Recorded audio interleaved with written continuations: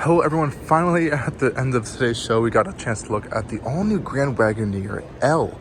Now one of the big things about this Grand Wagoneer L is not only that it is 12 inches longer in general than the current Grand Wagoneer, is that it features an all-new engine. Under the hood is the GME-T6 in the 510 horsepower format, and this is a twin turbocharged inline-6 powertrain that is going to be replacing the Hemi V8s. And the reason they put it in the larger Grand Wagoneers is mainly due to fuel economy. So it's making more power than the Hemi V8s, keeping out all the towing and everything, but also increasing fuel economy, probably by 1 or 2 mpg, but that's going to help them in their general numbers. Otherwise, this is still a very high-end and luxurious vehicle.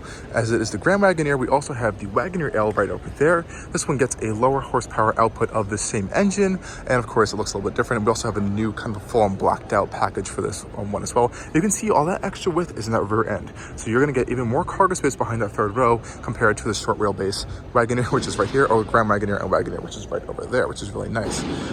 So again, all that space is right here. So let's open up the rear boot so we can see how much more space there is. I believe if I can figure out how to open this thing, I think that locks and unlocks the vehicle. There we go. So we got the giant power rear hatch, and look how much space is back here. So this is where all that extra wheelbase is giving you all that space. So right here, and of course the third row is right there. And of course all of these seats are power, which is really nice. So you have a power second row and a power third row, which is really high end. So you just press these buttons and of course it'll go up and down, and then you can really see how much storage you're really going to get. So this is about on par with the wheelbase, I believe, of the Escalade ESV, which is around like 127 inches, I believe. I might be wrong on that, but I'll let you know in the comments down below. Yeah, so you have a lot of storage capacity in this vehicle, and of course you can lift up all the rows. I think they're only going down. Yeah, I think they only go down. You have to lift them back up yourself. Unfortunate, but still a lot of capability. So let's go hop up in front and show you guys how nice the Wagoneer interior is. Of course, this is the Grand Wagoneer, so you're going to get even more features. So you can close the trunk right here. Press the button hard enough, maybe. There you go. Of course, it'll close up for you easily right there. Just quickly checking in the second row, you can see how long this vehicle is. Really, really beautiful detail Jeep has done here. So you have your full-on running boards over here. The materials in the Grand Wagoneer are really second to none. They really are top class. So you have leather literally everywhere. This is leather, real metals, real metal door handles, leather going all the way down up until you get to this. Even down the lower door panels, there are like the soft touch material. Really nice Macintosh speaker grills going throughout the door panel. I love how it's integrated into the door panel as well. And this really nice kind of blue light tan theme is a cool combination for this Wagoneer. And something I noticed in this vehicle is even the carpeting is super thick and stitched as well in the same contrast stitching as the seats are. And these seats have this really nice kind of stitched quilted pattern a little bit in the center, which is nice as well. And everything's kind of controlled in your Grand Wagoneer from this center display in the center of the seats, which is huge. I don't think it's on right now, unfortunately, but this entire screen lights up. This is where you can have seat controls. You have even more controls for your dual screens over here, which run Amazon Fire TV, so you can have literally anything you want on there, which is awesome. I believe you also have some charging outlets down here, both USB-C and regular USB, which is great as well. And you can just get a little bit of a taste of how beautiful the inside of this cabin is. Love this brushed metal trim, and this combo is really doing it for me. I think this is going to give the Navigator a run for its money, actually. Hopping on into the front end of the Grand Wagoneer.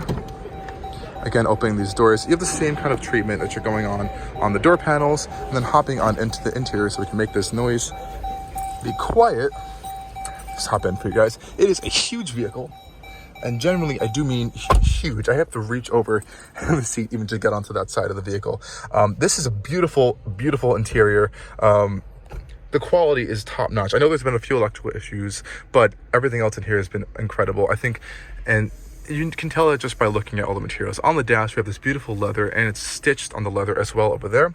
Again, on the door panels, like we saw on the rear, this metal trim going all the way across, and a lot of customization for your seats. So you have massaging seats, heated seats, cooled seats, memory seats, and all these different ways you can move them as well. Incredible audio system as well from Macintosh. This was actually a pretty nice breakthrough for them in the industry as well. And just the trim in here is just outstanding. So you can see this nice brush. This is real metal trim throughout the entire center console. And it honestly, and I'm going to be completely honest here, this feels better built than the Navigator.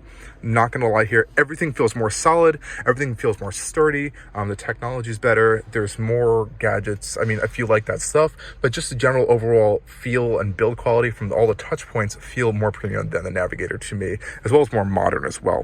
This center console is also massive, so not only do you get this little I can't even speak right now. It's a little like a cubby right here. This whole thing opens as well. So you have your fridge. Of course, you have a fridge down here as well. It's really cold. You can control it from this button right there, which is awesome.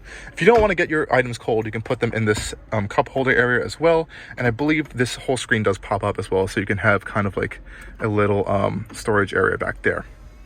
Haven't seen that party trick already. And this is where you have your kind of main hub for controls over there, so don't worry about that stuff. It's all hidden back there, and there is a wireless charging mat back there. So this screen is, of course, your AC unit screen, and up here is going to be your main infotainment system screen. Oh, now it's on. There we go. So this is your massive screen, and you also have the passenger display over there. And notice how you can't see it from this angle, and that's because, you know, for safety reasons, the driver can't see this display because passengers could watch movies on there, which is really cool, and access a lot of the other vehicle functions. This vehicle is also incredibly quiet as well. I know this window's open right now, but even just with these windows closed, I can hear my voice echoing, which is awesome. You have a really big display up here, just like the regular Wagoneer. Regular Grand Wagoneer and Wagoneer if you want. The regular Wagoneers do get a smaller display than this. I believe the other one, this large one, is optional for them. And I don't believe they get this lower display. And here you can just see all the different options from, let me just tap on this. It's a very bright display.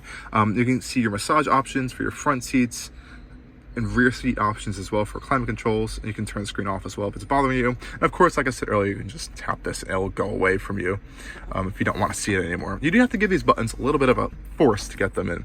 And everything in here really has full attention to detail. So even the gear selector, this beautiful metal trim, and it feels really sturdy and very solid.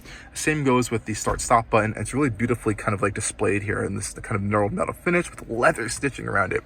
Incredible stuff Jeep is doing here. I really love the direction they're going in, and everything is helped by these massive panoramic roofs that even go all the way back to the rear as well. So everyone's going to get some glass above them as well, so no one's going to feel cramped in here. I just love being able to feel the metal, the real metal trim. It feels really premium to me in here. Of course, this is their own brand now. Wagoneer and Grand Wagoneer are kind of being marketed as its own brand within Jeep. It's like Jeep's luxury brand. So I really like how they're doing that. You're not going to find a Jeep badge anywhere here. So you're going to see Grand Wagoneer. You're going to see the Series 3 trim on here. This is the highest trim you can get, the Series 2 and 3 for the Grand Wagoneers. And I believe for the Wagoneers, you can go Series 1, 2, and 3. So there's different stuff going on there. Even the headliners and the mirrors are wrapped in this micro suede material, and it's blue that matches the leather. Really beautiful stuff. This whole beautiful Grand Wagoneer kind of plinth over here is LED illuminated and metal, which is awesome. And even this infotainment system is pretty quick. And I like how they have kind of hotkeys for your seat controls, for your heated steering wheel, for your AC units. I know a lot of people have been kind of complaining about this button control system. It has been a little confusing to like which one does what. I guess it makes sense when you go down for cold and hot for up, but it's a little bit strange at first. Other than that, I think this is a really, really impressive interior. Of course, this is an expensive vehicle. Nonetheless, oh, here you go. You can see the screen on back here now that it's turned on. Really cool stuff. Awesome. But yeah, this is a very expensive vehicle, and now that we have this new engine under the hood, I hope it is going to be reliable to justify the rest of the impressive stuff that the Grand Wagoneer and the Wagoneer is offering. I don't know if we can pop the hood right now, as some people are taking pictures. I don't want to be rude, but I do have a picture I took earlier, and I'll throw that on here if you guys can see it. But yeah, this is the new Grand Wagoneer L. Let me know if what you guys think about it. Let me know in the comments down below, and stay tuned for a lot more stuff coming from Allcarnews.